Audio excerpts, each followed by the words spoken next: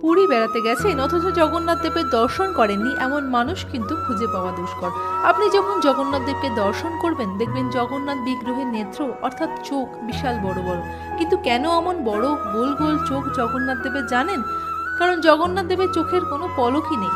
হিন্দু ধর্মের অন্যান্য দেবদেবীদের চোখের পলক আপনি এমনিই দেখতে পাবেন, কিন্তু প্রভু জগন্নাথের চোখের কোনো পলক নেই, কারণ জগন্নাথ দেব কখনো তার চোখ বন্ধই করেন না। জগন্নাথ অর্থাৎ জগতের নাথ বাকি হিন্দু দেবতার মতো মাটির মূর্তি নন, তিনি কাঠের মূর্তি। বিষ্ণুর নবম অবতার হলেন প্রভু জগন্নাথ। তাই এত দূর দূরান্ত থেকে ভক্তরা যখন জগন্নাথ দেবকে কয়েক সেকেন্ড দেখার সুযোগ পান, আর তখন যদি তার চোখের পলক পড়ে যায় তাহলে তো দর্শন অসম্পূর্ণ থেকে যাবে। আর সেই কারণেই প্রভু জগন্নাথের চোখ প্রথম থেকেই পলকবিহীন, যাতে তিনিও তার সকল ভক্তকে সমান দৃষ্টিতে দেখতে পান।